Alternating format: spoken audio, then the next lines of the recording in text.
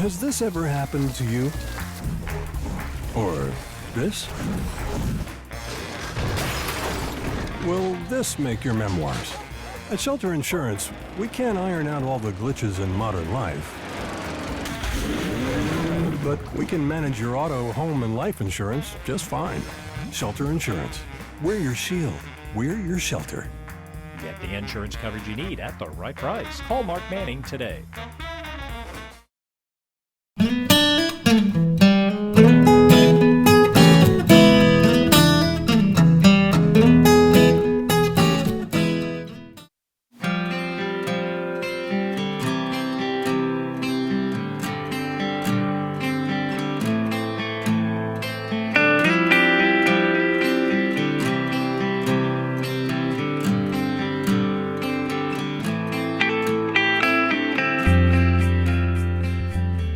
Mr. Ted Hall from the White River Area Agency on Aging joins us as he does most every month here on Facebook and YouTube and Cable Channel 6 and Cable Channel 15 TV in Newport, Arkansas. And Mr. Hall, how are you, sir? Hey, I'm good, sir. How are you doing? I'm solid as a rock, feeling good. And I understand you've been under the weather, but you're doing well now. Yeah, I'm doing well now. And so, hey, we're back rolling. And so, we always have challenges every day we live, isn't it, David? Yes, sir, it is. Yeah, and so we find ourselves again in the middle of the COVID. Right. And the virus that goes with that, I believe they call it the Delta virus. It seems like it's raised its ugly head. Right, yeah. And so we're seeing an uptick, really, not only here in Independence County, in our counties in Jackson County, and really throughout all of Arkansas. And so I think it's a time that we look and see what's going on, and that's what we've been doing. We've been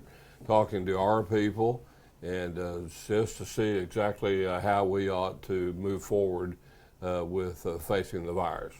Well, you got to face it. I mean, you got to go full steam ahead, and so we got to do what people that are in the know make recommendations for us to do, and that's what we want to talk about today. We want to talk about some of the recommendations that have been made that can make us all live better. You bet, absolutely.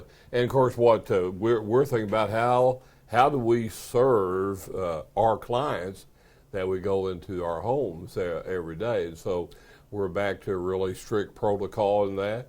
And actually, David, we have office in each of our 10 counties that we serve. So we were visiting with them today, and I'll have a phone call with them in the morning just to make sure they understand what we mean. We want to kind of relook and see how we're handling the COVID procedures as far as making sure that our doorknobs are clean, that our hands, and we keep our hands away from our face, and all those kind of things that we had talked about back in a few months ago. So it looks like we're going to have to go back to that and see if that helps us. And of course, David, we talked about before the show today, is that really the emphasis that we want to talk about today is the vaccine.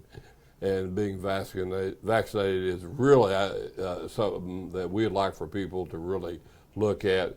And we think if we look, or I think if we look at the experts, they tell us that we need to take the shot. That's what they say. And so I'm going to take the shot. There you go. I've had mine. We want to go forward with that, but everybody has to make their own decision about that. But we really feel like you could, by taking the shot, you're really helping your neighbors, you're helping your family, the people around you. And so that's the way we're looking at it, and we want to encourage people to do it. I don't think we can take a gun to their people's head to do it, but I think we sure hope that people will consider taking the shot as we go forward. Ted, you mentioned, I mean, it's a decision that people have to make based on a lot of information that is out there, and the biggest decision that you have to make, you gather that information and you make an intelligent decision based on that information is what's the most important thing for your family. Right. And everybody's got. I think you have to include your doctor and your medical folks. Absolutely. Those kind of things like that. So that's where the decision, for me anyway, it needs to come from, is from that good information from people you trust. And for me, it's in the medical field. So well, absolutely. Yeah. And when you get that information from those people who are in the know, then you say, well, here's the information, and the guys who are in the know, the medical people say, you need to get the vaccination, and then you take into my side of going, okay, take that information. If they say you can either do it or you don't want to do it, we encourage people to get a vaccine. Get the vaccination. I don't know how much clearer we can be. I don't either. I'm usually talking real fast today, but today I'm talking real slow because we really want to get that point across. And then another thing, Gary. I've been called worse in my lifetime. David, is that we really continue to need to hire people, aides that go into our homes, and so we continue to look for people that want to look at a good job. They really can pick their own hours.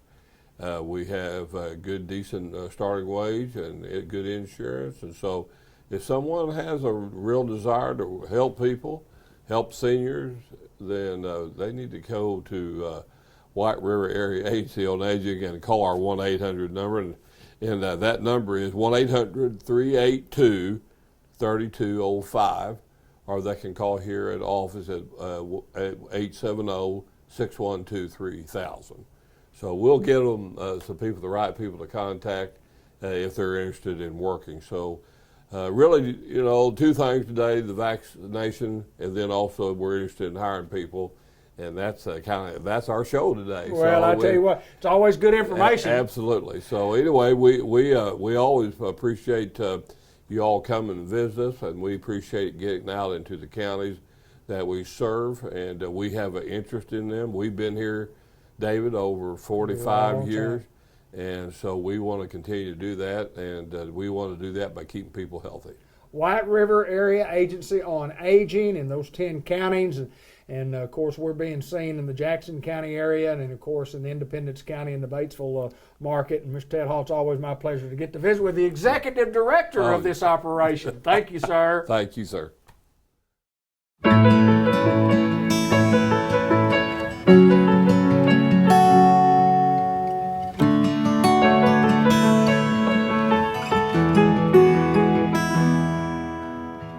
And Planters Bank was founded in 1946 by farmers and business owners because they needed a community bank that knew them and understood their business.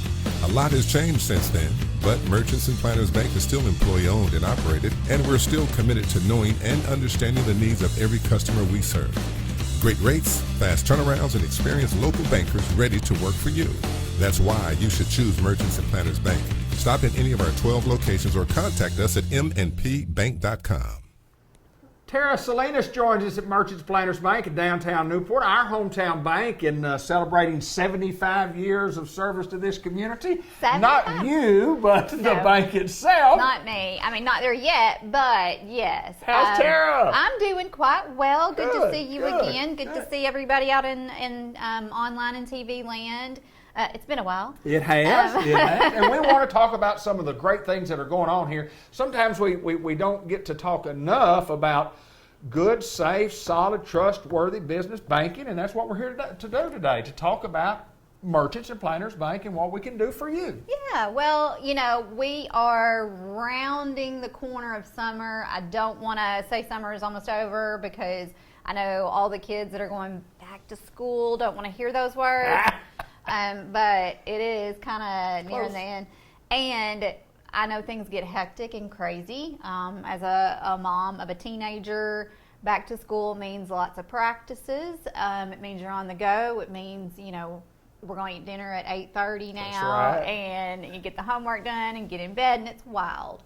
So just reminding everyone out there, all the busy parents and everyone, that we do have a great suite of online and digital banking products that can make your life easier. I know some people shy away from doing their business online or, the mobile apps and everything. We also have a really educated, friendly staff that knows their way back and forth on the online banking and mobile apps. And they're very happy to work with anyone of any age to get them set up and to show them how to do what they need to do. So I see it and hear it every day. They say, you can't teach an old dog new tricks, but I see lots of old dogs out, wagging their tail, happy because they can check their balance on their phone. They can set up alerts that let them know, if their balance is getting low, if perhaps something came through on their card and they wanted to flag it, to see if they can catch fraud. They can deposit checks from their phone. They can, just kind of any transaction that you want to do, and you don't want to take the time to come to the bank or drive through, you can probably do it online or on your phone. So just give us a chance to let us help you out and slow things down for your finances banking wise, and go to our website, mmpbank.com. We've got a lot of good tips and videos on there that'll help you just kind of let you know what's out there. So it'll help you to determine if it's right for you. Tara, I do think this, and I think that the first time that you take somebody that's my age, 65 years old, and I've been online banking for several years now, the first time or two you get on there, you get a little overwhelmed, and then you call or you come down here and you kind of show me which button to press, and it is simplified banking. It's easier than walking in the door. It's easier to take care of your balances. It's easier to find out your information at your fingertips. Yes. It is easier if we're willing to learn how to do that. And Right. It doesn't take a big learning curve to learn all this. It doesn't. We have, like I said, we have Tristan and Kristen. They're the dynamic electronic banking duo. And like I said, they're both very well versed in all things electronic banking, and they're great teachers and instructors. They have wonderful patience, and they want to help people learn how to use all these beneficial products and systems.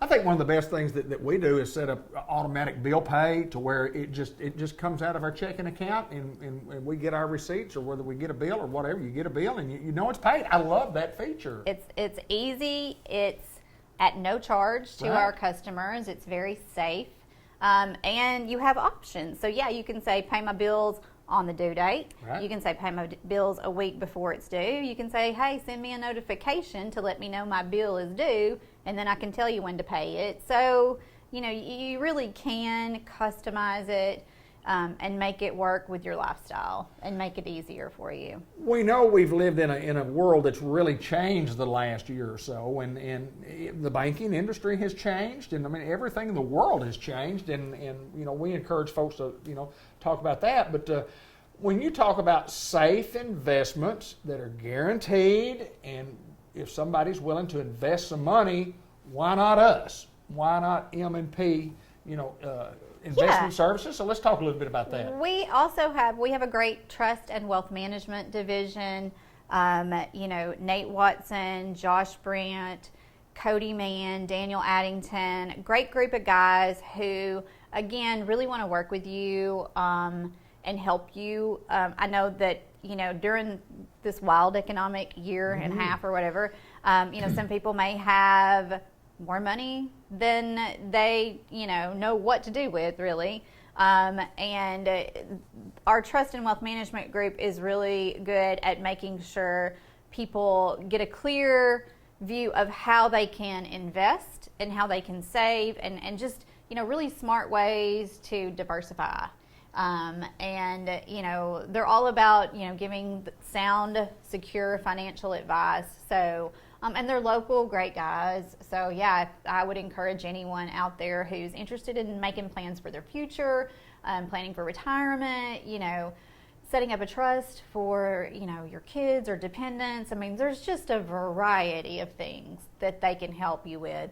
And, I have a lot of people say, oh, I don't have any money, so I don't need to talk to them. And, I get it, I understand, but they're great at, they'll work with you, and we'll start from scratch to help you develop a plan.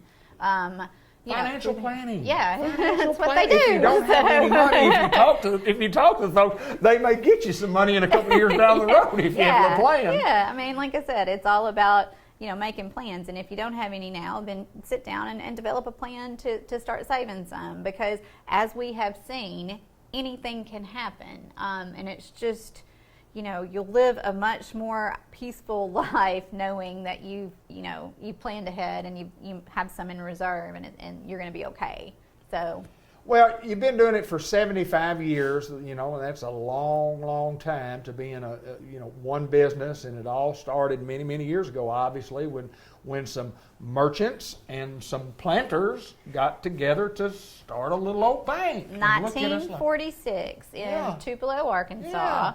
Yeah. I know Mr. Snap, JP Snap, along with a lot of other savvy business owners, small business owners, and landowners, farmers.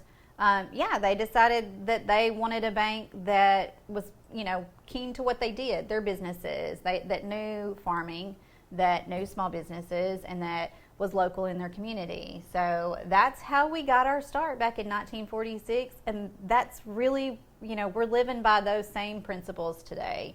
That's what we want to do. We want to take care of our local community. We want to help the farmers and the small business owners and, everyone else out there have a safe, sound, successful financial life. I do know this, that the way we do banking has changed tremendously over the last year, the last 10 years, the last 20 years, obviously from the technology that is involved. But the one thing that has never changed and will never change is the personal service that you get at Merchants and Planters Bank, and that's why it is our hometown bank, because of the personal service. Well said. Well said and quite true. Yes. When you need an answer to a question, somebody can answer it for you here at Merchants and We Planters have Bank. people on staff. When you call us during business hours, you're going to get a real local human that's waiting and willing to help. Tara Salinas at Merchants and Planters Bank. We're in downtown Newport. We've got locations in northeast and north central Arkansas, and we're here to take care of you the way we have for the last 75 years. Thanks, Tara. Thanks, David. Thank you.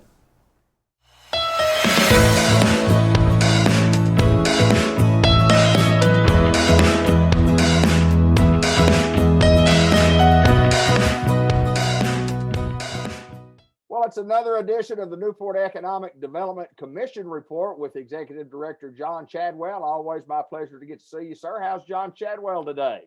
John Chadwell's doing well, doing very, very well. How about you? I tell you what, I can't complain about anything. Life's good, and it's another day, and I'm glad I got an opportunity to work in the great city of Newport, Arkansas.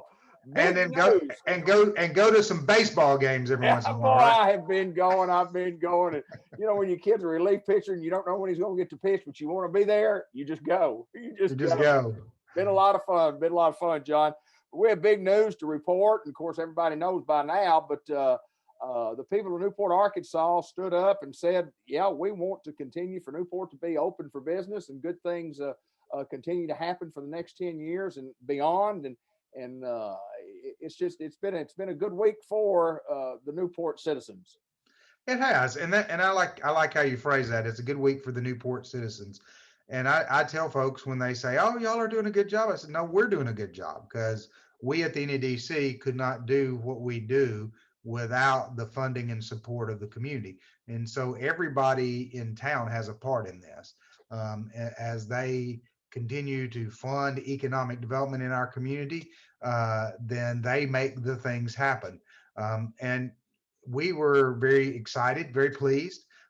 People around the state have set up a notice. I was at a meeting in Little Rock yesterday, and they're like, 72%? You can't get 72% of people to agree the sky's blue. That's and I said, well, it was a good day. And so but whether you are part of the 72% or you're part of the 28% is irrelevant. Now we're all together.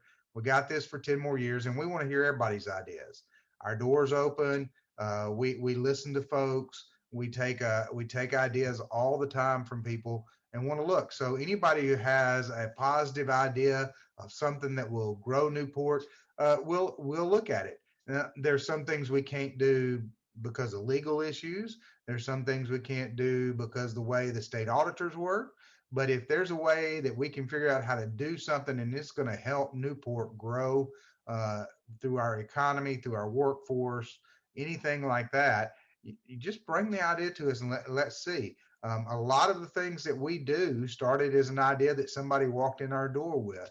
And so as much as the Newport citizens make this happen by the funding, they also make this happen by their ideas and by all the volunteering they do. People would be amazed at how many volunteer hours are contributed by people in Newport for community and economic development projects. it's just amazing. And when we call for folks to be involved, Newport's great. They step up to the plate, they get involved, and they want to work on things. And so I'm really excited about what the next decade holds. I think it's going to be a great decade for Newport. I think we're going to see some things happen that are going to make everybody proud to call this place home. And we're just going to continue the growth and just get better and better and better. Well, John, there's no doubt that the people of Newport are, we're all a very proud people, and the people of Newport are the ones that, not the ones that just had their roots here, but the ones that came like you did many years ago and established your roots here in your family, and you're a Newport guy. And anybody that's in our community is valuable and vital to the success of our community. And we ask those people, and we've always had an open door to NEDC to come in and visit. You can go to those meetings. You can go to every meeting that you have. I mean, they're open to the public, and but just great things happening. And I'm glad that we're going to continue with the funding for the next 10 years. And then if I'm here in the next 10 years, I'll be right out there on the street corner saying, we need another 10 years. Love the progress, and congratulations to you on that end. And I think it's awesome that we can sit here and talk about. We've got an additional 10 years to continue with a great success. We've had a great 20-year run, and now we're going to look for the next 10 years. We will, and having 10 years is a huge advantage as well, because it lets you do some long range planning. You're not just worried about next year or the year after. Sure. And we can look at some long range things and some things we want to try to accomplish long range. One of those long range things we're working on is Tech Depot. We've talked a lot about it. People are focused on the big grant we got for the building downtown, but Tech Depot has already started. It started in the train depot, the Iron Mountain Train Depot. And so we've had several classes in there. We're getting ready to start another class with one of our existing businesses. They're going to put about 15 people through some computer training at Tech Depot. And then come the fall, probably around September timeframe, working with ASU Newport, we're going to offer some classes for our small businesses in Microsoft Word, Microsoft Excel, Microsoft PowerPoint, some of those kind of things.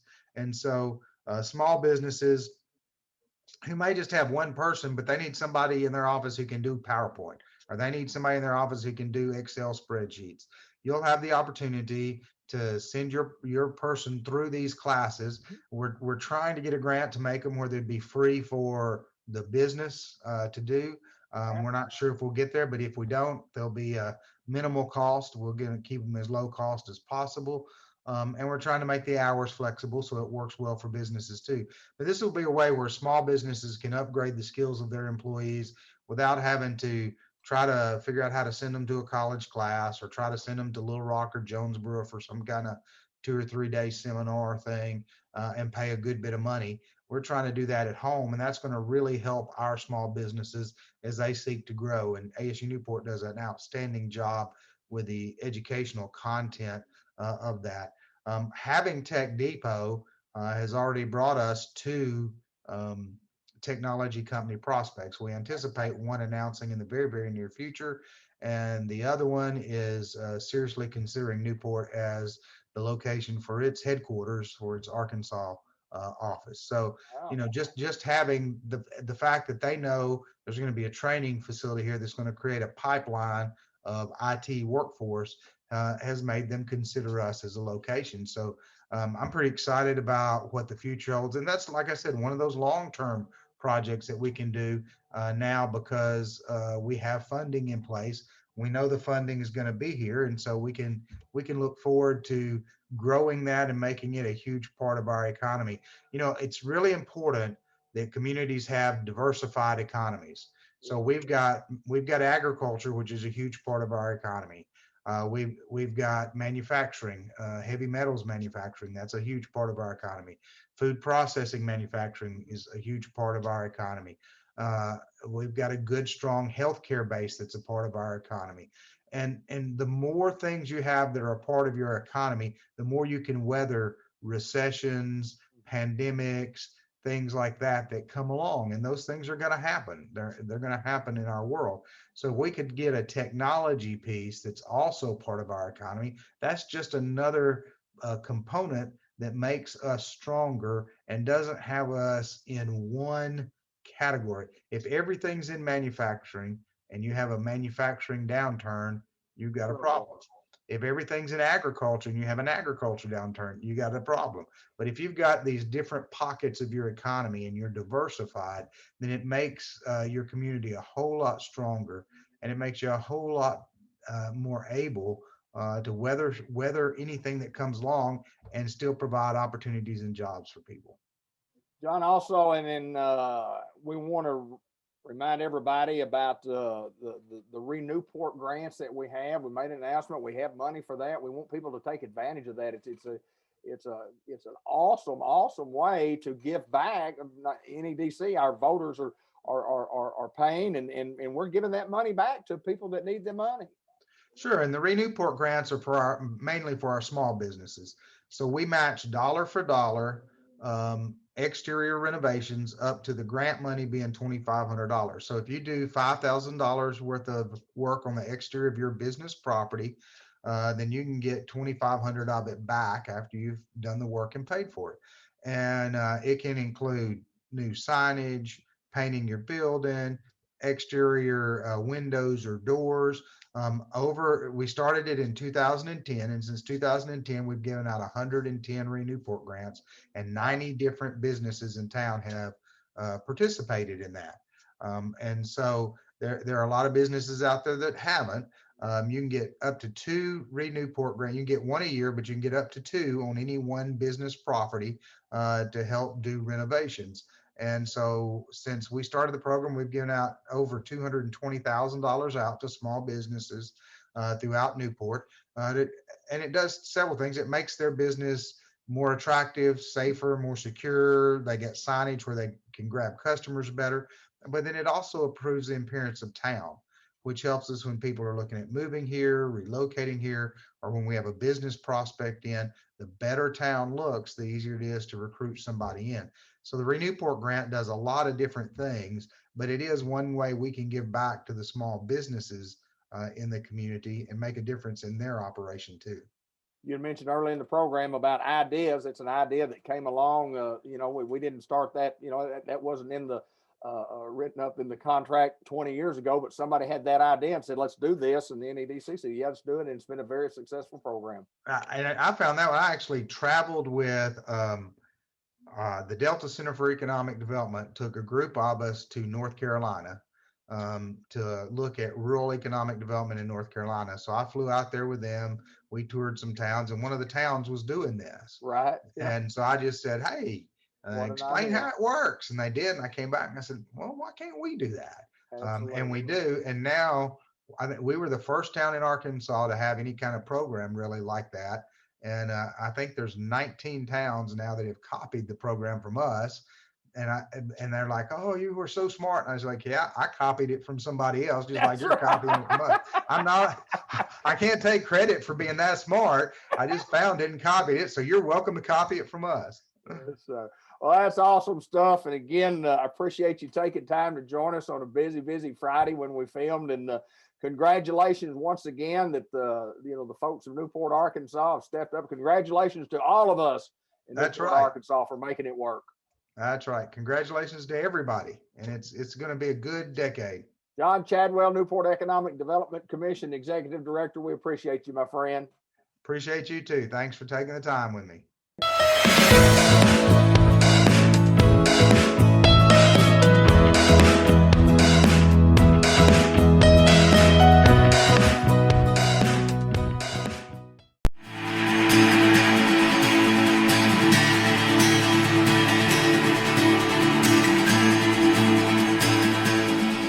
This is Dr. Gavin McDowell at Customized Vision Care in the Village Mall in Newport, Arkansas. I'm David Black. But don't y'all like his new glasses? Tell us about your new glasses.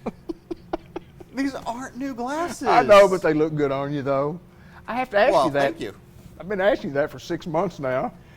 I like those glasses. That's the first time you asked me on camera. On the air, I know, but I like those. And how would Did you not like them the last 5 or 6 times you asked? I've always liked them, but I've never got a chance to talk about it on the air and how distinguished you look. Anyway, but these glasses just bring it out, and I'm sure that it took a lot of thought process for you to bring that out for yourself, huh? Yes. Is this going anywhere? No. I was in the office just this past week and went through a series of tests to check my vision in my one eye. And Well, we checked them both, but I mean, you're not wrong. that's exactly. But people might want to know really some of those tests like the barn. Let's talk about the barn. When you go in, you sit down and you look at the barn, and they give a little flash, and then kind of the barn goes away, and it comes in. Tell us what all that does, and what all that tests. So basically, front to back. Okay. So what you're referring to is it's a combination machine. It is a auto refractor. Basically, measures realistically just axial length, meaning how far the front surface of the cornea is to the front surface of the retina. So how long your eye or how deep your eye is, and it does it in several different planes, and so it kind of gives me a ballpark of where we need to start back there as far as what your prescription is. Okay. And admittedly, it's kind of a cheater thing for me. It makes my job a little bit easier. I don't rely on it, but it's very accurate, more accurate than it has in some of the machines I've used in the past has been, and that's an old machine. Anyway, does that and also measures what's called your corneal topography and your keratometry. Now, what that is yeah, I know. Mm-hmm. Easy for you to say. Yeah, Gesundheit. So I hadn't heard that either. Gesundheit.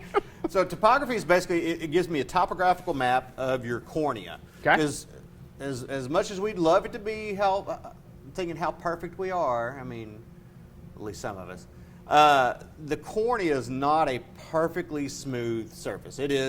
It's got ridges and lumps or whatever, and this thing maps out where those lumps are, and it helps me identify where areas of astigmatism may be that may not be detected on some of the other tests that we do, and it helps me to measure progress of people who may have a corneal dystrophy or degeneration or some other things wrong with their cornea and stuff like that.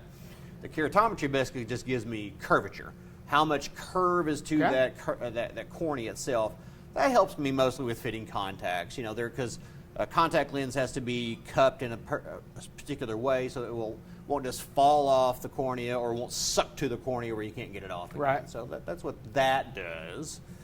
What else do we do in there? We poke in the eye. We give a little poke on the eye that helps us measure pressure. Yeah, tell me about that, because that's a real easy deal to do. And used to, we had to put a little numbing drop in your eye, and there's several different ways to measure pressure. But the machine we have right now, just a little tickle. You don't even have to numb the eye up. You barely even notice. Remember when you used to go get your guys checked, and they'd have a little machine and be like, all right, don't move. Yes, I hated it. And you go like this. And to this day, I haven't had, it's what is called a non-contact tonometer. But anyway, I have not had one of those in this office in over 16 years. Really? And don't be wrong, it was okay. It was non-invasive, but I still to this day have patients in the room and I'm about to look in their eye or whatever, like, that's not that ear puff thing, is it?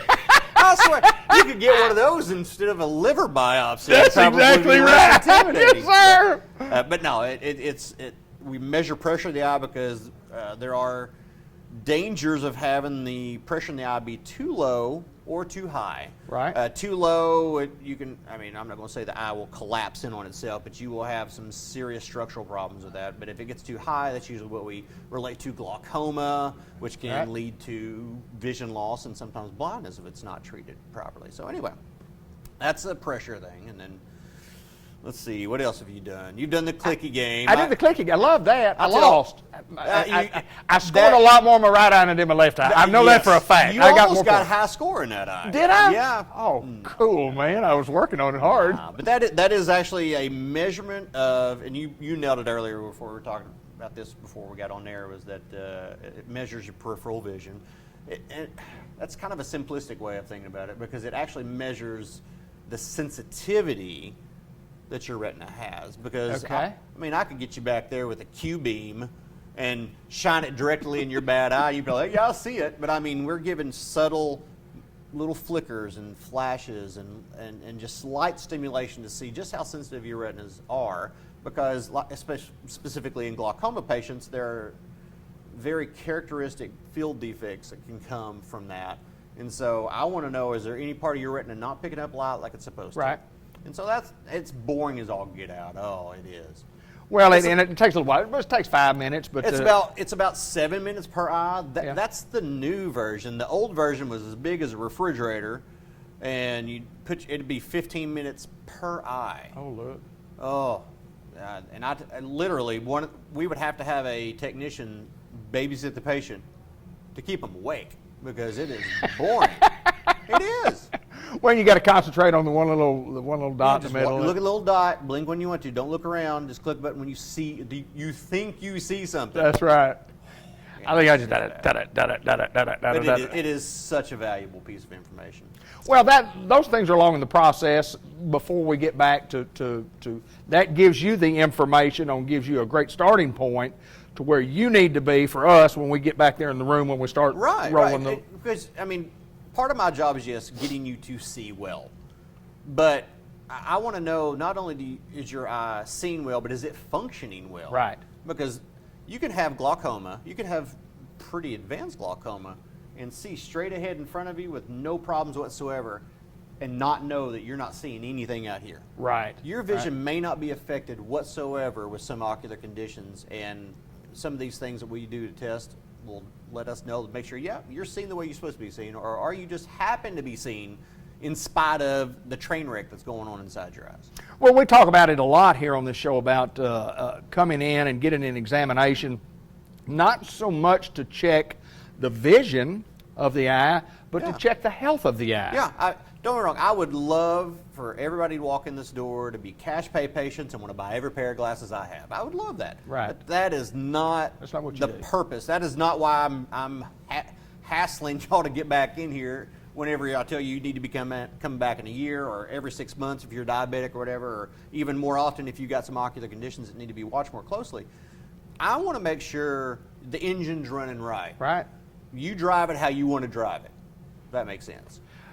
Glaucoma, you mentioned that. I have glaucoma in my left eye. Kind of explain what glaucoma is. People hear that all the time, and it's not. It's sometimes can be a difficult situation, but it's a very, it's a controllable situation. You need to get it in hand. Majority of cases, Right. are controllable. Right. Majority of cases are treatable and have no issues, but you got to catch it early. There are some, I'm not going to call them rare, but very less than common types of glaucoma, kind of like what happened with you. Just bang, it's over almost overnight, and Right. then you're scrapping, you're doing everything you can to get that pressure under control. And most conventional treatment for glaucoma is typically just eye drops. There are some laser procedures that will do some of the same things that the drops do for a few years, but that's the traditional way of doing it. In your case, a little bit more extensive, creating little drainage shunts and. Got it. Yeah, got me one. Oh man! And once you get to that point, it's like, oh, we're not trying to make you see 20/20. We're just trying to make sure that eye is not just an ornament.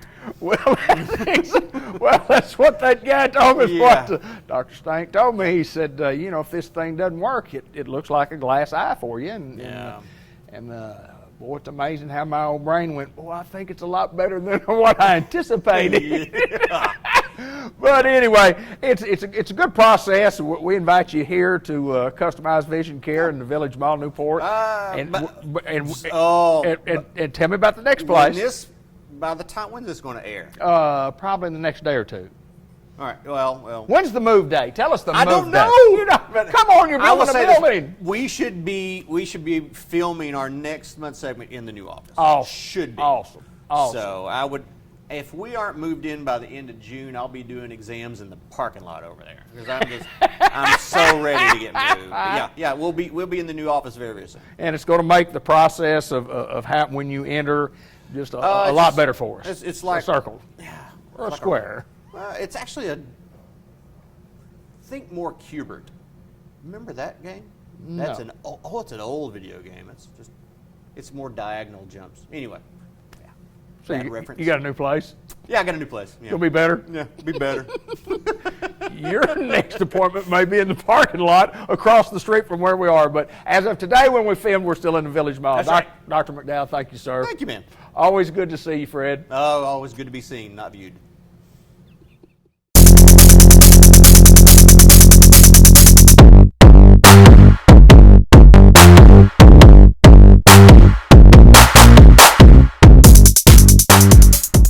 Always a great pleasure to come to Unity Health Newport, Arkansas, and get to visit with Dr. Don Pate. It's my pleasure, sir. I love it.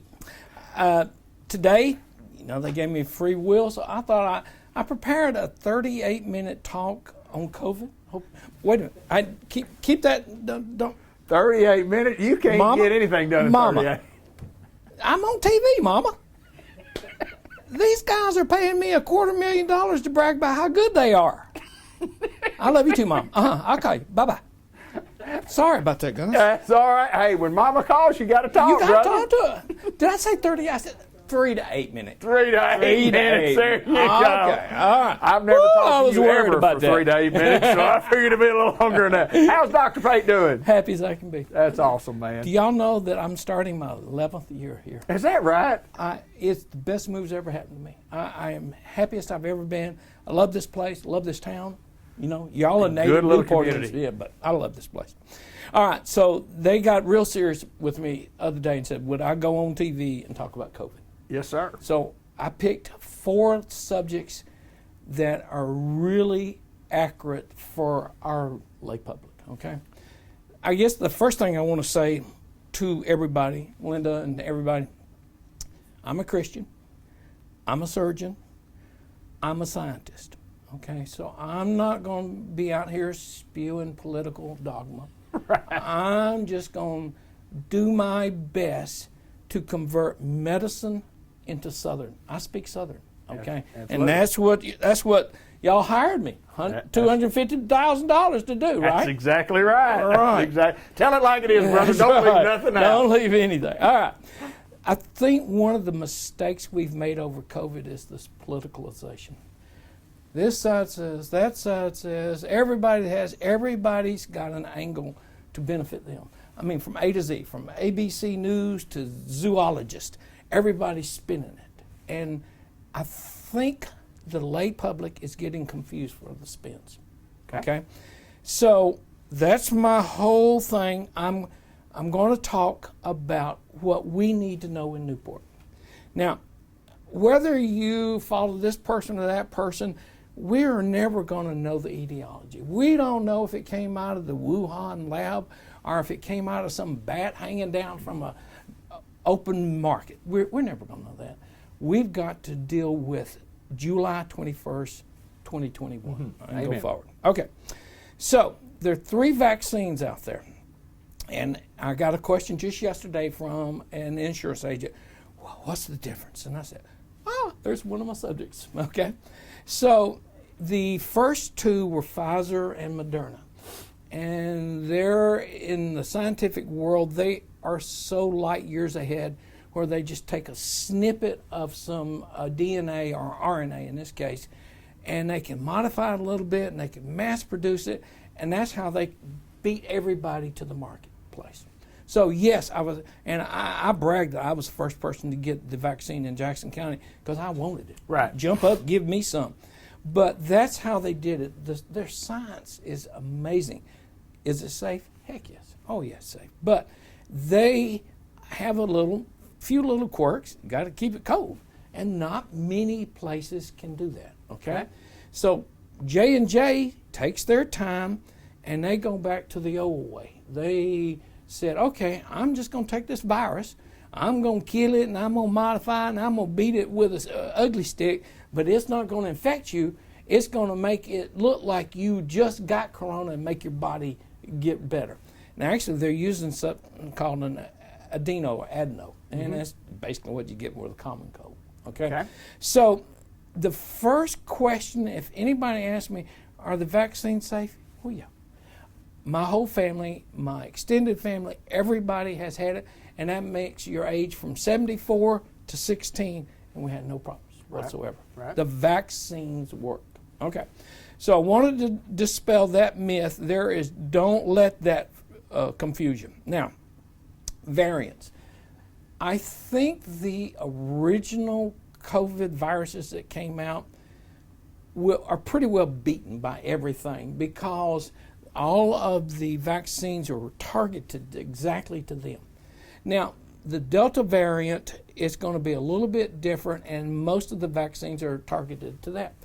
But if I expose you and Linda, that would be it on the original COVID. I'd expose 2 people, and that's about all that got sick, so then they exposed 2 people. When you take Delta, though, if I expose people, it would be 8. So then they expose another 8. That Delta doesn't make you any sicker. It just has the propensity to make you sick. Okay. It can make 8 versus 2 people sick. Okay. So Delta is legitimate. It's real. It doesn't make you any more sick. It just makes you sick. Right. Okay. All right. So the people who are vaccinated have a great chance against Delta. Every study, and I reread them this morning, every study out says that the current vaccines will work against Delta. Well, the Delta variant's going to wake up here in a couple months, and they're going to say, well, hell, I need to go ahead and modulate myself a little bit, right? So I can go attack people, you know. I've got to survive in this world, too. So we're always going to have variants, and they're always going to go and try to modulate themselves to be more infective, so to speak, okay? All right, so I hear that. Then I had a person this morning said, I had a hard time figuring out where I was last night and driving home. I said, did you have too much to drink? No, I was at work. I said, oh, okay. I said, you got long COVID. She said, what? I said, you have long COVID. This is so true. People with brain fog are just sapped energy that may have had COVID 2 months ago, 3 months ago. They can't figure out why they can't get their stuff together. It's long COVID. The sequelae is horrible. Okay? Some effects of later on effects is what you're talking about. Later on. So I wanted our lay public to know not everybody gets long COVID, but if you've had COVID and this girl says she could not figure out how to drive home, she called her husband. Wow. I know. So long COVID is a sequelae that you just don't want. All right. So my wife says, don't mention any type of political party. You know what? Don't do that. I said, okay. I'm not going to mention the political party, but I am going to say I belong to the party of reality.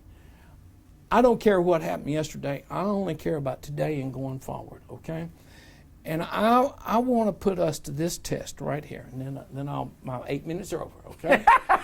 8 minutes are over, about to be over. If you can go to your family and say, I don't want that vaccine. I don't care that I'm going to miss.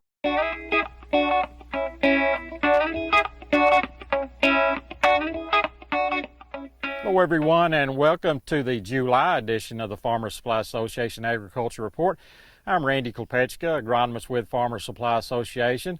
Well, we're in mid-July. We're taping, I guess, on the 14th of July, and things are moving along pretty quickly now. You know, we're in that home stretch where, you know, most of our crops are in the reproductive stage, and you know, the end is getting near. I mean, we're still got a ways to go yet, but we can kind of see the end in sight right now. So I just want to talk today, just give a little update about our major crops, and kind of talk about the things we're looking at now are mainly insects and disease situations. We're kind of past the weed control for a lot of cases, but we're really concentrating, I think, on insects and diseases as much as anything from this point on till irrigation termination and harvest. First, I just want to talk about all the different crops in the area, the major crops in the area. We're going to start out talking about rice. You can see I'm in a rice field right now, and this rice field is beginning to head. This is probably one of the furthest along rice fields in our area. I know most of our fields are not heading yet, but this is some 753 out in the water store area out west of Tuckerman, and you can see that it's starting to head and looking pretty good, so we're kind of moving in that home stretch. First thing I want to talk about, First, a little bit of update on the crop. We're anywhere from this point all the way back to not even flooded yet, so we have a wide range of maturities. But again, this is the earliest stuff, and that shows us we're getting there right now. Main thing we want to talk about as far as diseases, fungicide applications. There's really several schools of thought on this, several groups of people that I work with. Some people do an automatic application of fungicides, a broad spectrum automatic application just to kind of cover all the diseases. They may not have anything out there, but just want to make sure that diseases aren't an issue, kind of help the health of the crop and things like that. So that's the automatic applicators. Then you've got the guys that make an automatic application for the smuts, kernel smut and fall smut, but as far as the other diseases, they will scout and spray. And then you've got your guys that are pretty much scout and spray people. They've got to see something out there. And even sometimes then they don't want to spray and spend the money, but again, they're the scout and spray people. As far as the automatic fungicide applications across the board, as far as timing on that, I really like to see that flag leaf just out of the boot, where you can see the base of the flag leaf. I don't want it fully extended. I don't want to be full boot, but if you can see the base of that flag leaf out of there, I think that's a good timing for an automatic application. As far as for the guys that are making applications automatically for smuts, then I think for smuts, that's kind of the tail end of that application period. You want to do that during early to mid-boot preferably. Once you get to late boot and that flag leaf is fully extended, your full boot, you're starting to lose a little bit of that fungicide activity on the smuts. And once that boot starts to split and you can actually see that head starting to come out, you're too late. You've lost your activity, and you just keep that smut fungicide, the cost in your pocket, because you're not going to get any good out of it. So again, what I like to see maybe is, again, that flag leaf just barely out, or you can even do it a little bit earlier than that for smut activity. So that's kind of that one. And then you've got your scout and spray guys, and of course they're looking for disease out there. Mainly sheath blight's what they're looking for. And for those susceptible varieties for sheath blight, I think what you want to do is, get about, according to the university, about 35% positive stops is the threshold on that for the more susceptible varieties. So keep that in mind right there. Also, you want it to be moving up the plant. You want it to be in those top 3 leaves, that third leaf down maybe, and from there, anywhere from there on up. If you start seeing it high in the plant like that, you really need to make that fungicide application there and try to keep that sheath blight low on the plant. As far as blast, we haven't seen a lot of blast in our area in a while. Again, our varieties I think are better in most cases, but if you see those blast lesions on the leaves, first thing you want to do is try to hold a good flood. If you can't hold a good flood, it's a real susceptible situation and you want to make a blast application. Usually 2 applications if it's a severe situation. Make that first application at that full boot stage, and when that flag leaf can get good coverage on it. That second application, you don't want the head fully out. You want the head coming out, maybe 50 to 75% of the way out of that boot, but you don't want the base of that panicle exposed, because once that's the case, then you're too late. So that's kind of our fungicide timings right now for rice, and we're entering that period right now. If you have questions, give me a call.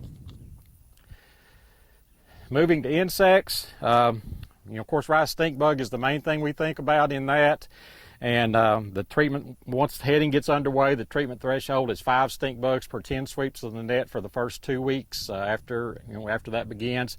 Then the second 2 weeks of heading, it moves up to 10 stink bugs per 10 sweeps. So those are your thresholds. Keep those in mind, and I think they're really good thresholds according to the research. So keep those in mind and utilize those. We've got some guys that do the automatic fungicide, insecticide application. Of course, for the fungicide, you're doing that generally before heading, so really there's no much benefit from putting that insecticide in with a fungicide.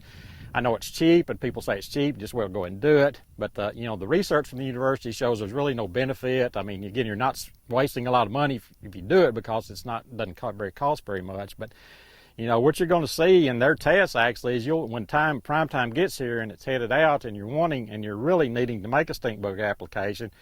If you've made that automatic one earlier, what they see is generally that the stink bug numbers are actually higher in those places than where you hadn't made that automatic one, because you're making some, you're getting rid of some beneficials. Plus the stink bugs are generally flying in anyway from somewhere else. So that early application before heading is really not going to help you much. So, you could probably avoid that one in most situations and save you just a little bit of money right there. Army worms, not a big widespread problem. Zylan Hollis, who's an agronomist in the Tuckerman office, did find some armyworm feeding in a field near Cache.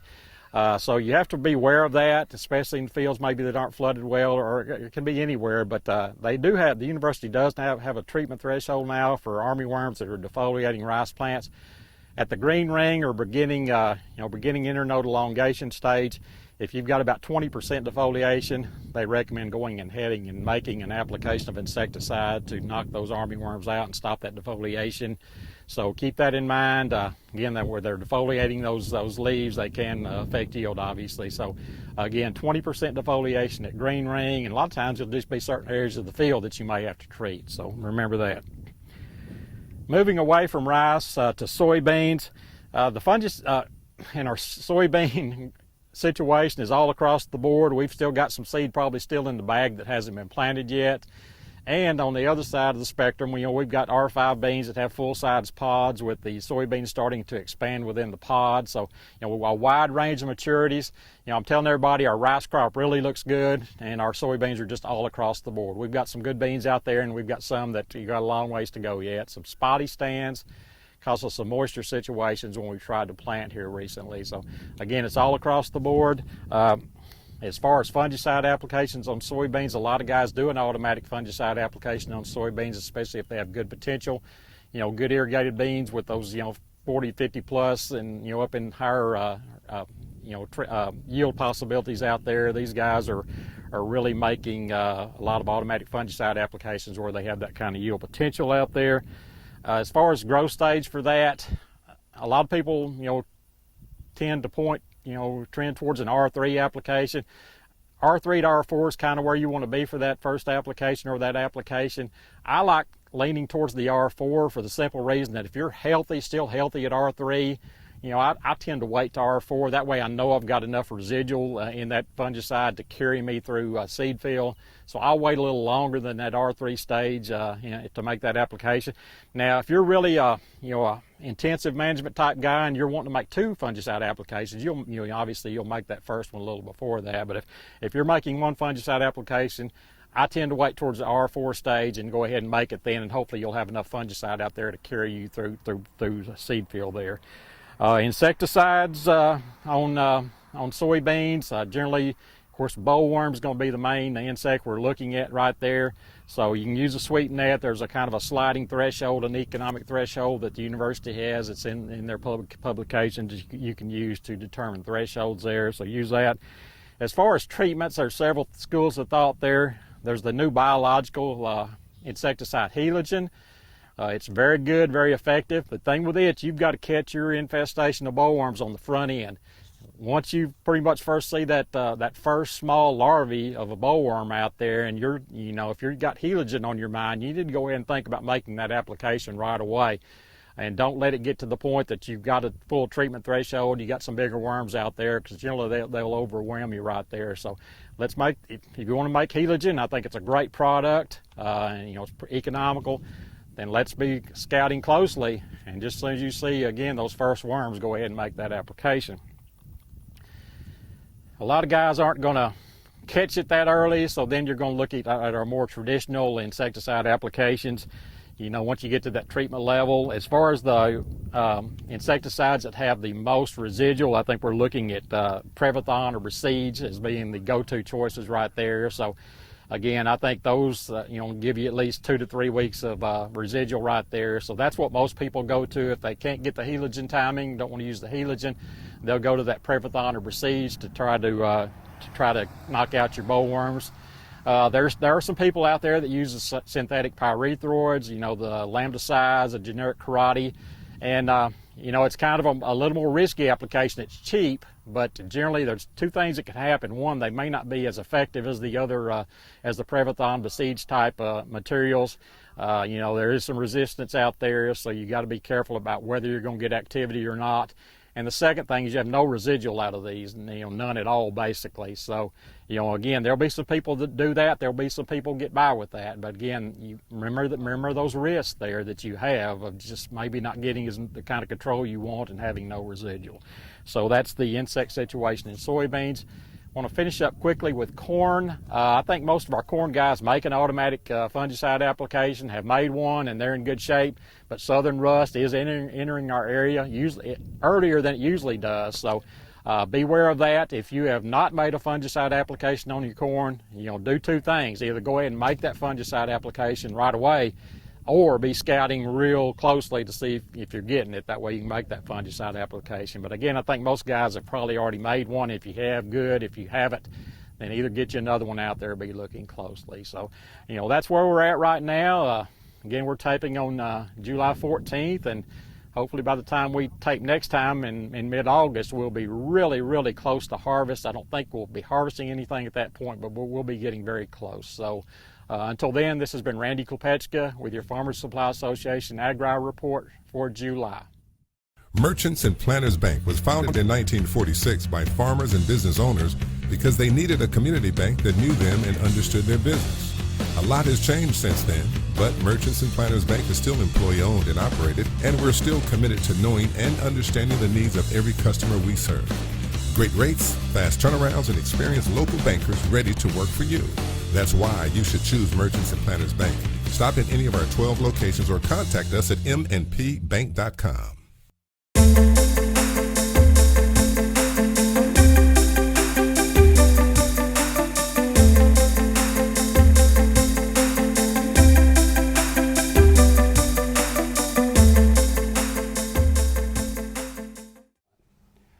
Well, welcome to another edition of the First Community Bank Newport Greyhound Report. And visiting with us this month is Coach Brandon Gates. Yes, and sir. it's always going to be Coach Brandon Gates. It's never going to be Mr. Brandon Gates, I don't think. But welcome to Yes, sir. the program, sir. Hey, good to be here. Yes, sir. Now, most of the time when we visit with you, or all of the time we visit with you, we talk about basketball. We talk about what's going on with your team and how's the summer workouts going. And this year it's a little bit different. We've changed jobs. Let's get right into it. Tell us what you're doing now. Let's talk a little bit about the new job assignment that you have. Well, I'm the high school assistant principal, and so I got hired on this summer for that, and felt like we ended the basketball season on a high note, that it was time for me to go ahead and make that transition. So I've been working this summer. We had summer school in June, and this month we're getting everything ready for the school year, working on policies, procedures, getting the handbooks all taken care of, and just doing a lot of work there in the office.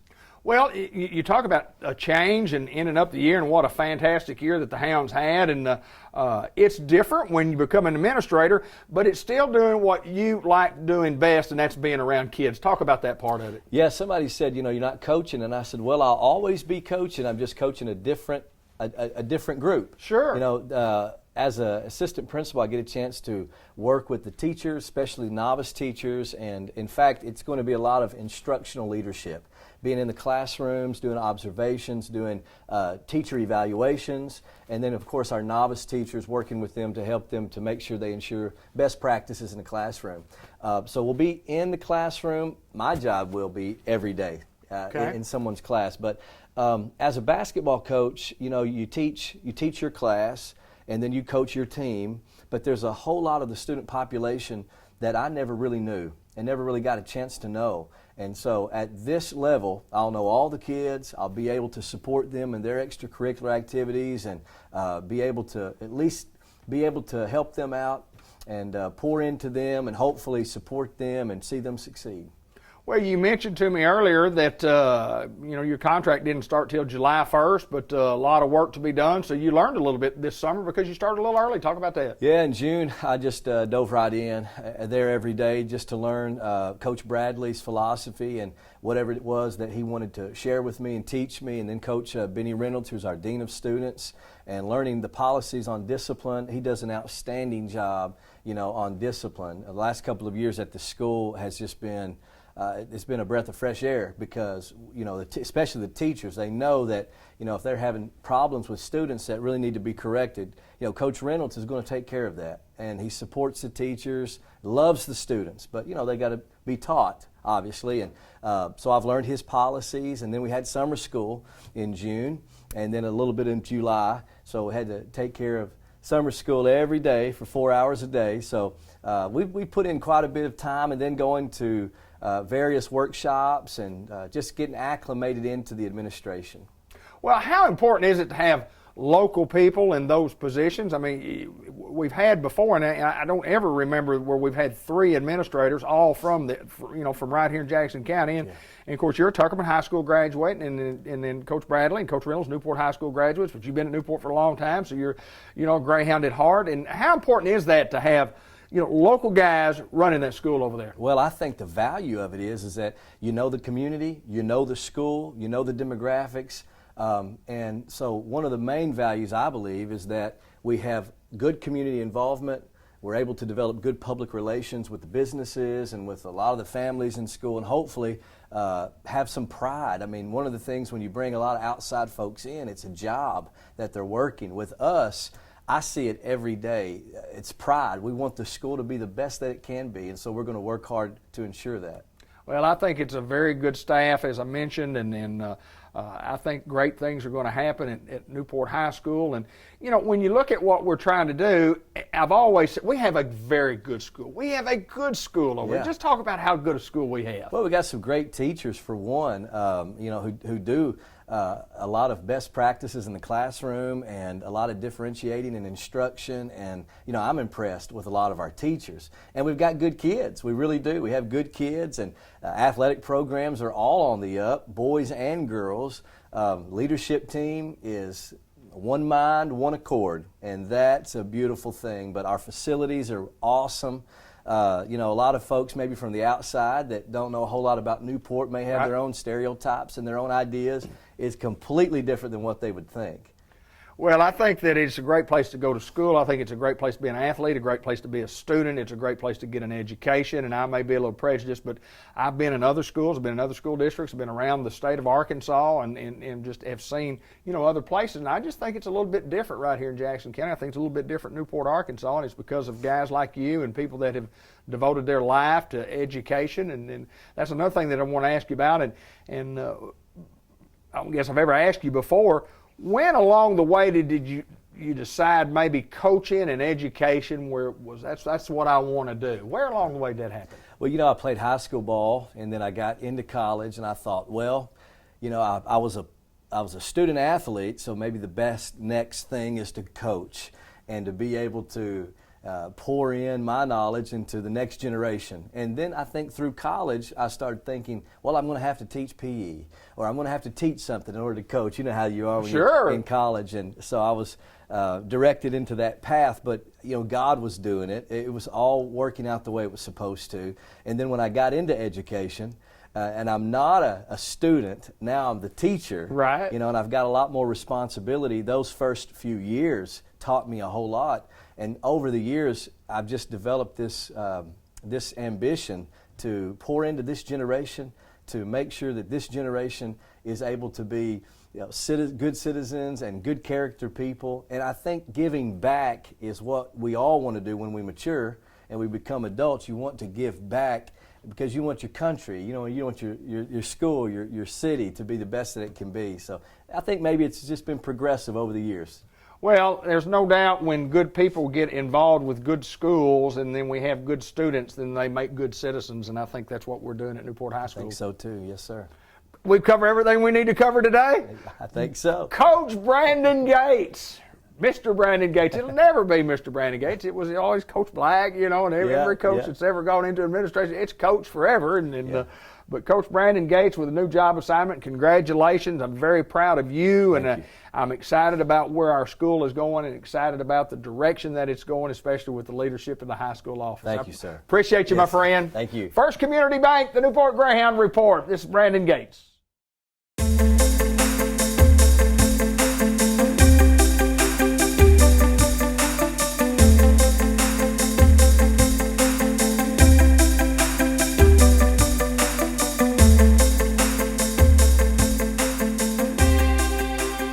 We welcome April Cooper back to our program at St. Michael's Place, Pecan Street in Newport, and it's been a while since you've been on the air, and you've kind of got an interesting story to tell, but welcome back to the program. Well, thank you. I'm glad to be here. Tell me a little bit about, I came one time several months ago. You were gone, and then I came back about a week later, and you were back. Kind of fill us in on the story there, 'cause it's a good story. I'll tell you, actually, this will be my third stint here at St. Michael's. The first one was several years ago, and I left here for a big opportunity and lots of money, and went to work with Lawrence Health Systems in Walnut Ridge. And I was there for 2.5 years, but I always kept in touch with these folks here in Jackson County that I had worked with. And when the opportunity arose, I decided, I really liked it there in Jackson County. The commute is double, the money is less, but buddy, I'm going back. So I did. Yeah. So I came back, and I was glad I did. And I was here for a couple of years, and then again another opportunity arose with a gentleman who the company, I knew him personally and worked for him years and years ago. And I let him talk me into deciding to go to work for him again. And so I resigned my spot, gave him my 30-day notice, and was gone maybe a week and a half. And I cannot tell you the number of tears and phone calls that I made back to the folks here. And then as a parting gift, what they gave me when I left here was a mouse pad that had all their pictures on it. Right. So every day at my new job, I'm looking at this mouse pad and I just cried. I'm like, I miss those folks in Jackson County so much. So I made it about a week and a half, and I called my boss and said, can I please have my job back? And he said yes. And so I let the folks over there know, and they were quite gracious. They did not want me to leave, but they were quite gracious and let me go ahead and come back because my heart was here in Jackson County. And I do drive from Paragould every day. Yeah. It takes me exactly 1 hour to get from my driveway to the nursing home. So it gives me time to think about my day, and it gives me time to wind down from my day. And I get to listen to audiobooks to and from. So it's really, it's not a bad commute at all. And this will be my last home as an administrator. I've been an administrator since 1999, a nurse since 1992. And St. Michael's will be my last home as an administrator. So I hope to make it here at least 7 or 8 more years, and then possibly go to work for the state for about 5 years before I finally am able to retire. We had visited a little bit before we got on the air here and talk about the story and because tell me what happened in the meantime where I missed you there for a week or so, and then you were gone and you're back. But I think the most important thing that hits at me is when you talk about the people of Jackson County. Yes. The people that we have here that work at this facility and the facility itself and the care you get at this facility. Right. Talk a little bit about that. I'm going to tell you, I've been around in long-term care for a minute, and I keep in touch with all my peers in different counties that run nursing homes. And the workforce, I'm sure everybody's aware, they need help everywhere. The workforce here in Jackson County, as far as in our nursing home, we are so fortunate and so blessed to have the housekeepers, the dietary folks, the CNAs, the nurses, my department managers. I mean, I couldn't ask to work for a better group of people. And I will tell you right now, I would hope the day would never come, but if I had to put my mother in a home, I would put her right here at St. Michael's, and I could lay my head down at night and not worry about her being mistreated, because my folks here are just good. I would stand any of my CNAs or my nurses up against anywhere. The folks we have here in Jackson County, I came back to Jackson County. I drive an hour one way every day because I wanted to work for these people. It's not because I was offered more money, because that's not the case. Right. It's because, I'm kind of old. It's not all about the money anymore, although I like money. Sure. But I'm happy here. Right. And this will be the last nursing home I run. And I count my blessings on the daily about the staff that I have here working with me to take care of these folks. Well, money can't buy that how you feel No, they about cannot. people. No, they cannot. No, it cannot. Can't pay for happiness, and you beam with enthusiasm when I walk in the door to see you, on a monthly basis, and it's because I'm happy to be here. Yeah, happy to be here, and it just when the boss is happy, everybody's happy, and that means that you're doing a fantastic job because they're doing a fantastic job. So, It's been a good run, and think you're going to stay this time? I'm definitely going to stay. I'm definitely going to stay. And I'll tell you, I think a lot of the bonding, I survived COVID with these folks. Right. And that was a trying time for the entire community, for the entire Everybody. for the entire world. But that was we were out here shoulder to shoulder taking care of these folks, and you bond with people when you live through something like that. So there's just no way I could go anywhere and work with another group of people because these are my folks. Well, it's a great story, and it's a great story because it's a great place. And if you're interested in whether it's short-term care or long-term care, we provide both, and rehabilitation services and other things here at St. Michael's Place. And it's always good to come out here and get to visit with positive folks. And Yes. I highly recommend you guys. I appreciate that. Absolutely. And you're a spitfire and a dandy and just a happy, Well, I appreciate that. Thank you. I think when I retire from what I'm doing right now, I think I just want to come on board and help do something. I love working for you. We got all kinds of fun things we can do with these residents. Just last month we did a slip and slide, which I wasn't sure about. Right. But they showed me a YouTube video of a home somewhere that had done it. And I had my medical director right out there ready just in case something went wrong, but it didn't. And they had a great time, and they even got me on that slip and slide, which I would have never dreamed they would do. And they did a video of that, which is not pretty, but it was fun. Tremendous, I guarantee it was fun. Tremendous service here and a lot of fun along the way. And April, we appreciate you taking time to spend with us to That tell was us my a little pleasure. bit more Thank you about so the much. story of St. Michael's Place. And April Cooper is the administrator here, and she's here for the long run this time, she said. So when you walk in the door, her office is at the very first door on the right. It's not like you have to hide somewhere in the building to be found. Thanks, I never April. hide.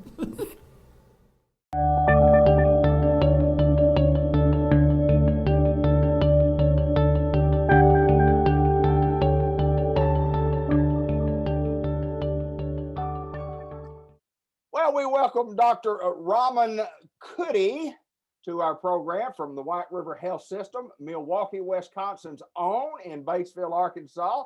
And Dr. Kudi, welcome to the program. David, thank you so much for having me. It's a pleasure to be here. Well, we talked a little bit before we got on the air about the big victory by the Milwaukee Bucks last night in the NBA, and a guy from Milwaukee certainly was excited. And Arkansas connection with Bobby Portis also winning a big ring in the NBA. Absolutely. Look at him. I don't think he could be happier for the guy. It's a great day to be in Milwaukee, but I got to tell you, I'm happy to be down here in Arkansas. Well, let me ask you this coming in. How does a guy get from Milwaukee, Wisconsin to Batesville, Arkansas? I would just say sheer luck. We have a whole system where we apply for residencies, and I'd applied to some down in Arkansas. I had some family who would come here every so often, and then ended up applying to Batesville. Came down here, just fell in love with the town, and fell in love with the people. And then when I got to open up the envelope, they said, "You're going to Batesville." I said, "Fantastic, let's go do it." That's awesome. Tell us a little bit about you growing up, and tell us about your education and your training, residency, and things like that. Yes, sir. So, like I said, I was born and raised in Milwaukee, and went to high school down there. Then I went out to Wisconsin, University of Wisconsin in Madison. Went there for undergrad. So I did my training in biochemistry out there. Became a huge Badger sports fan. So you'll have to forgive me for that. Yeah. So, that's one of the things that I told them when I interviewed. I said, the last time you hired a guy from Wisconsin, Brett, things didn't go so well. So I promise I'll do better than he did. I think so far we're doing okay. I think he did okay. And then, he was fine. Yeah, I moved back to Milwaukee and did medical school there. And I actually did a PhD in cellular biology also. So I studied how our body fights off viruses. Well, and then I came down here. Yeah, I love to ask doctors this because it's always intrigued me. Somewhere along the way, you had to decide, this is what I want to do. Do you remember when that was? Why did you decide to become a doctor? Oh, it was kind of a continuing process. I think it was more of a number of decisions more than just one in particular. But I think if I had to put my finger on it, I was always set on doing research. And so I started doing research and was trying to figure out what it meant to be a scientist, whatever that is. Right. And through that, then I got involved in some summer programs. And one of them, they offered me the opportunity to do some clinical work too. And I really, really liked it. So I started exploring it a little bit more. And then finally, my mentor said, well, you got to pick one or the other. So what do you want to do? And I said, I'll do both. That's awesome. That is awesome. Well, we're here today to talk about the COVID vaccine, which, is still at the, was at the forefront. Then it kind of backed off a little bit. But the vaccine itself, and people talk about it, whether it's good, whether it's bad, so on and so forth. But tell us a little bit about the importance of why we need this vaccine. And that's a great question. And a lot of people are asking it, and I'm glad that they're asking it. It means that people are engaged and they want to know more, and that's always good. And the thing is, we use the word unprecedented times a lot. Mm-hmm. And so almost to the point now where unprecedented times have sort of just become the norm. And unfortunately, it's hard to imagine, but we've been battling COVID now for 16 months or so. And it's kind of just sort of blended into the background. But the thing is, it's still a very real threat. And it's something that is still killing Americans every single day. And the thing is it's something that now is almost entirely preventable. We always, when we first started this, we were trying to figure out, what is this virus? What is it? Because it was new and we had never dealt with it before. And then once we started getting a handle on it, it was, how do we treat it? And the unfortunate thing is like with almost all viral infections, really the only treatment you can give is supportive. They're very hard to cure, so to speak. Only a few instances of that. So when we think about how we deal with viral infections and viral diseases, really the way to save people is to prevent it. And the way that you prevent it is really two main ways. You stop people from transmitting it to each other. So for example, wearing the face masks that we've all come to know and love, or you get a vaccination. And so that's just like how we've stopped viral infections from killing hundreds of thousands of babies a year. And so now we're taking that same idea, that technology of vaccination, and putting it essentially into hyperdrive to save lives, not only here in the US, but across the world too. I know I'm 65 years old, and when I was a kid, the polio vaccine was something that you couldn't go to school until you had your vaccine. I mean, it's just that every kid had to have that, and I remember that very, very well. They stuck a little needle in your arm, it made a little deal, and it went away, and apparently I'm okay. I'm 65. I didn't get polio, so it obviously helped, and it wiped out polio. I mean, it simply wiped out polio. Exactly my point, and the thing was, it worked so well that now we don't really have to worry about polio, which is fantastic. Different types of vaccines that you can get, different companies that have provided these vaccines. Talk a little bit about those different types that are available to us. Sure. So there's essentially three that are available. There's the Moderna vaccine, the Pfizer vaccine, and then the Johnson & Johnson vaccine. And so really the way to think of it is the Moderna and Pfizer vaccine are sort of in one group and the Johnson & Johnson's in the other. The Johnson & Johnson benefit is that it's only one shot. You have to get one, but the effectiveness of the vaccine is less. Okay. But if you go with the other two, then it's a 2-shot series separated by 4 weeks. And we've shown that it is 95% effective. Here's my next question. So I consider both of those to be more or less equal in terms of their safety profiles, which are incredibly good, by the way, and also their efficacy or effectiveness. When you look at these deals and you talk about the vaccine, and then there's a lot of people who have already had COVID, and I guess the next thing on mine, I had COVID. It wasn't a bad COVID situation. I had some aches and pains, but and then after the fact, I got the vaccine, and people ask me, well, why did you get the vaccine if you already had it? So why do we need the vaccine if we've already had COVID? What's the status on that? Yeah. So first of all, thank you for doing that. For yourself and for the community. Also, glad to know that you're doing well. I'm fortunate that it wasn't a major case. I had COVID, and I was one of those and this was back in March of last year. So when we were in the initial wave, I was working in the emergency department in Milwaukee, and I think that's where I got it. And I felt like I had a pretty nasty flu for a few days, and then it went away. And then sure enough, a couple months later, my antibodies were positive, and I said, that must have been it. And so it was really important for me to get vaccinated because, one, we know that even if you get COVID, you do build some, if you want to call it natural immunity, but that only lasts about 3 to 6 months. Okay. And here we are in month 14, and it doesn't seem to be going away. So that's number one.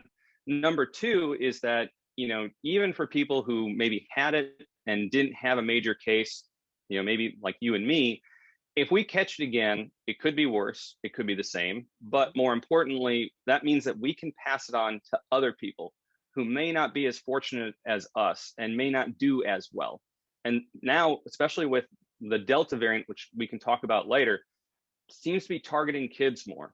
And so that, I think, is very important to protect other people and also people who can't get vaccinated. What about women who are pregnant? Any concern there? So so far, all the studies that we have done have shown that it's very safe, and there have not been any outcomes that are, anything more than what you would have in a normal pregnancy.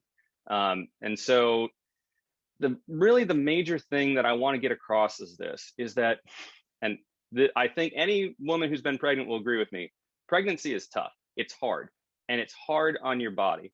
And we know that when you are pregnant, viral infections are going to hit you harder. And they're also going to hit the unborn baby too. And that also means that we don't know how healthy that baby is going to be when it comes out, when it's born.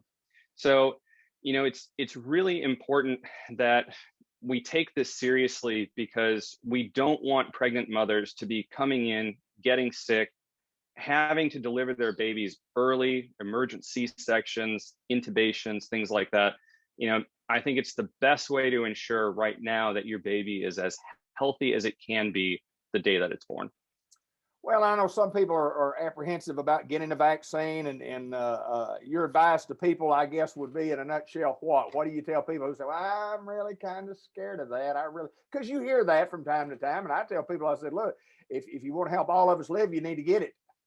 That's what I say. I mean, I think you put it better than I could. I think that's absolutely true. The way that we're trying to approach this is to say, hey, it's important to protect yourself. It's important to protect others. And, despite the fact that I'm from Milwaukee, I've been here for about a year, and I've gotten to know the people around here. And one of the things that I love and appreciate so much about the people of Arkansas is how much they care about each other. And it's not sort of on a broad scale, it's on a very individual level. Everybody knows who everybody is. Somebody has hard times, they're there to help them out.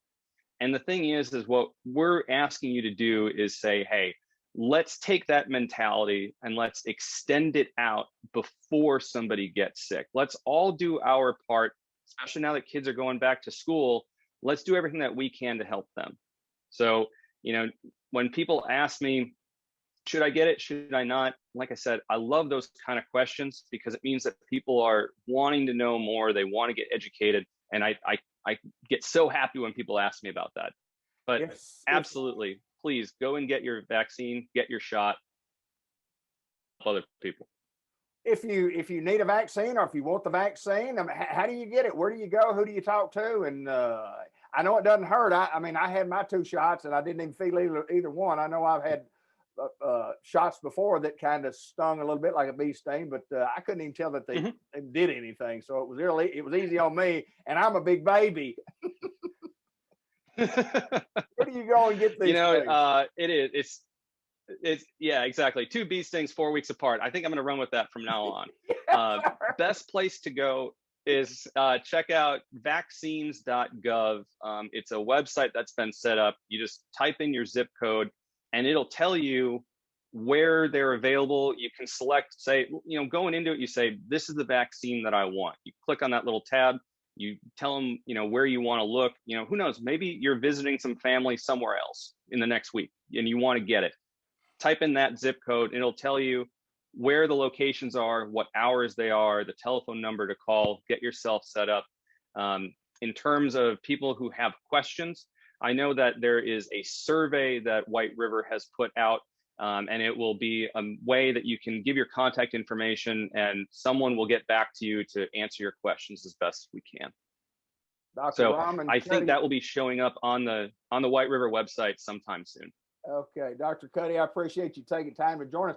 I want to visit again. I want to visit again soon. You can ask the ladies there, say that I recommend that they follow this thing and continue to push for this vaccine and to make sure that everybody makes everybody else safe. It's a pleasure to get to meet you. I'd like to shake your hand here and sometime in the future. Next time in Batesville, I may holler at you and come say hello. I appreciate you taking time to join us. It's good stuff, man. Good stuff. Absolutely. Thank you so much. And a pleasure to meet you. Thanks for the opportunity to talk. And I'll look forward to seeing you next time you're in Batesville. Another report from White River Health Systems, and it's always a good one when you got somebody from Milwaukee, Wisconsin, who doesn't sound like he's from Milwaukee, Wisconsin. He sounds like a good old Arkansas boy. Thank you, my friend. I'm working on it.